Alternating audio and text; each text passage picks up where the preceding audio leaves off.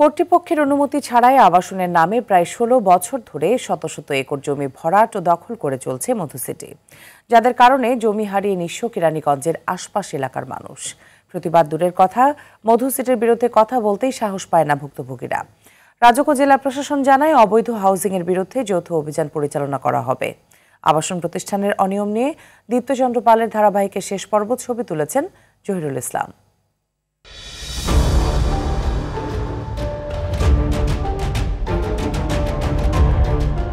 কেরানীগঞ্জের এসব এলাকা একসময় ছিল কৃষি জমি আর জলাভূমি। বসিলা ব্রিজ হওয়ার পর থেকে সেখানে শুরু হয় দখল আর জলাভূমি ভরাট। কেরানীগঞ্জের 12টি ইউনিয়নে ছোট বড় প্রায় 80টির মতো আবাসন প্রকল্প গড়ে উঠেছে।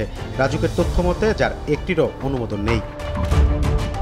2022 সালে 16টি আবাসন প্রতিষ্ঠানের কাজ বন্ধে ব্যবস্থা নিতে জেলা প্রশাসন ও পুলিশ সুপারকে চিঠি দেয় রাজুক। সেই চিঠির 3 বছর পর কেরানীগঞ্জ এলাকায় গিয়ে দেখা যায় জমি ও জলাশয় ভরাট চলছে আগের মতোই। মাইলের পর মাইল শুধু মধুসিটির সাইনবোর্ড। লাঠি তার মাটি তার মুরব্বীরা কইতে জাল লাঠি তার মাটি খালি ইডি না তো মনে করেন যে হাজার হাজার মানুষ কাম কাজ করে খাইতো। ওই যে একটা করছে দাঁড়িয়ে ভাড়া বন্ধ থেকে দেখছেন তো মনে হয় কমসে কম 1000 মন ধান হইতে দেখেছেন একটা সাইনবোর্ড গেড়ে দিল শেষ। আর তো কি কথা করার মতো শক্তি নেই। একটা সাইনবোর্ডে কিন্তু কেউ ধরে নেই, হচ্ছেন লোক আছে ওরা ওই যে মাসে মাসে 5,000, 10,000, 15,000 টাকা বেতনে চাকরি করে। ওইদিকে তো ধরে পুরাটাই ওরা এই দখলে আছে। আস্তে আস্তে আস্তে এদিকে আগাইছে। এলাকাবাসীর অভিযোগ, জোর করে জমি দখল নিয়ে সাইনবোর্ড টানিয়ে দেয় মধুসিটির কর্মীরা। বাদ যায়নি বীর মুক্তিযোদ্ধারাও। কোনো সাইনবোর্ডে দেখবেন না আমি এত শতাংশ জায়গা কিনছি, এইটা আমার দখলে, এটা কোনোদিন নাই। মানে তারা প্রতিটা জমির এই পাশ চারপাশেই সাইনবোর্ড দিয়ে তার দখলবাজি। মধুসিটি আমাদের জমি ভরাট করে ফেলছে, প্রতিবাদ করতে গিয়ে আমাদের মামলা দিয়েছে। শুধু মধুসিটি নয়, পাশের মিলেনিয়াম সিটির পুরোটাই গড়ে উঠেছে বিল ভরাট করে। পুরো বিলই এখন বালুর নিচে। যে সঙ্গে সরকারি নির্বাচন আইলো না, হ্যাঁ সেই সঙ্গে রাত্রিতে বসে দিচ্ছে রাত্রে। অভিযোগের ব্যাপারে জানতে চাইলে মধুসিটি ও মিলেনিয়াম সিটির কাউকেই পাওয়া যায়নি।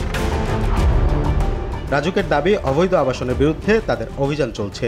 আমরা রাজধানী উন্নয়ন কর্তৃপক্ষ থেকে এই ধরনের যে অবৈধ কার্যক্রম হচ্ছে এটা কিন্তু আমাদের নিয়মিত পরিদর্শন টিম আছে, তারা তদারকি করে যখনই আমাদের নজরে আসে সেখানে কিন্তু মোবাইল কোর্টের মাধ্যমে উচ্ছেদ করা হয়। যেমন মিলেনিয়াম সিটি তার যে নিবন্ধন ছিল তাদের এই অবৈধ কার্যক্রমের জন্য কিন্তু আমাদের নিবন্ধন আমরা বাতিল করেছি এবং সেখানে কিন্তু উচ্ছেদ কার্যক্রমও করা হয়েছে। মধু সিটিকে আমরা 3 বার উচ্ছেদ করেছি এবং আর্থিক জরিমানা সেখানে করা হয়েছে এবং গ্রিন সিটি সহ ওই কেরানীগঞ্জ এলাকা সেগুলি, এবং সেই এলাকায় যাতে অবৈধ হাউজিং না করতে পারে সেজন্য আমরা জেলা প্রশাসন এবং পুলিশ সহায়তার জন্য 16টি হাউজিংয়ের তালিকাভুক্ত করে আমরা জেলা প্রশাসন এবং পুলিশকে আমরা পত্র দিয়েছি। সরকারি খাস জমি, নদীর জমি উদ্ধারে যৌথ অভিযানের পরিকল্পনার কথা জানালেন জেলা প্রশাসক। অবৈধ দখল মুক্তকরণ যোগ্য যে জায়গাগুলো সেগুলোকে চিহ্নিত করে যেগুলো দ্রুত করা যাবে, সহজে করা যাবে সেগুলো আগে করব। আপনারা ইতিমধ্যে জানেন আমরা কিন্তু বিভিন্ন জায়গায় ঢাকা মহানগরে এবং বিভিন্ন জায়গায় আমাদের কিন্তু উদ্ধার কার্যক্রম চলছে এবং সংশ্লিষ্ট সমস্ত দপ্তর নিয়ে আমরা ড্রাফট আপনার খালের কর্মপরিকল্পনা তৈরি করতেছি। খালের এই যে মেগা কর্মপরিকল্পনা এটা তৈরি করে সরকারের কাছে সাবমিট করব এবং সেই অনুযায়ী আমাদের কাজ শুরু হবে। তো সেক্ষেত্রে যেখানে যেটা পড়বে সেই অনুযায়ী সেটার ব্যবস্থা নেওয়া হবে। আইন অমান্য করে গড়ে ওঠা অবৈধ আবাসিক প্রতিষ্ঠানের বিরুদ্ধে কোনো ব্যবস্থা না নেয় তারা আরও বেপরোয়া হয়ে উঠেছে বলে অভিযোগ ভুক্তভোগীদের। দীপ্তচন্দ্র পাল, RTV, ঢাকা।